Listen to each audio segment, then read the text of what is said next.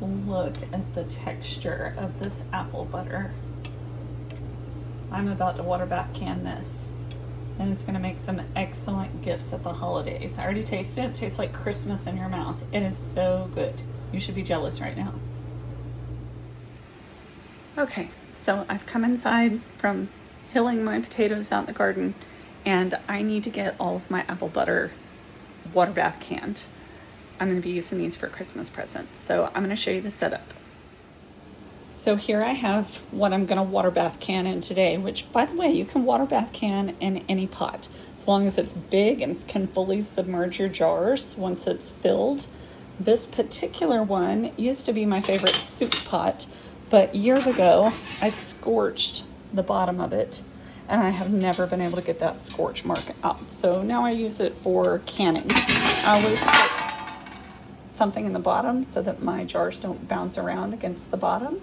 And then because I'm going to be using 1/2 pint jars today, I've got a second layer that once I put the first layer in, I will set this on top and I'll do the second layer, and then we'll fill it with water and we'll can in this.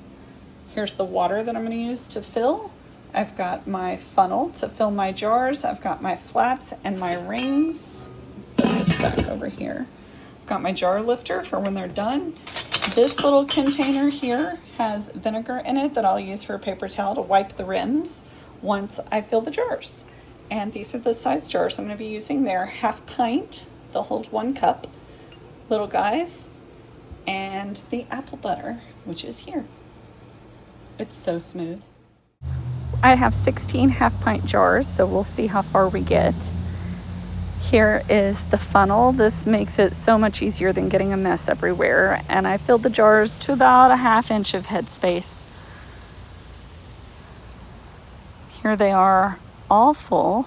I ended up with 16 1/2 pint jars that I had on hand, and then an additional 3 1/4 pint jars that are really tiny that I'll probably just keep for myself. If I gave away all of the apple butter, everybody in my house would be very upset. I'm wiping the rims with vinegar to be able to have a clean, good sealing surface for the flats when I put those on. I am simmering the flats because I'm going to be water bathing them. You do not have to do this. I learned this from my grandma. But when I pressure can, I don't usually simmer them to soften up the gasket.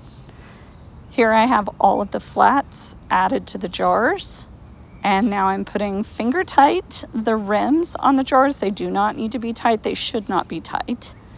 And now they're all ready to load into the canner. Here's the first layer in the canner with the divider in, and then I loaded the second onto the top until my pot was completely full with 2 layers. I then added the cold water, cold canner, cold jars. When they were completely covered, I then put the lid on.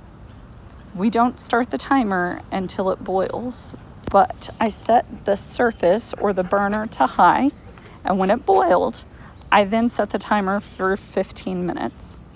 When the timer was done, I let them cool in the pot for about 1/2 an hour, and then I pulled them out with my jar lifter, set them aside on the countertop, and here is my Christmas haul. Have a great day.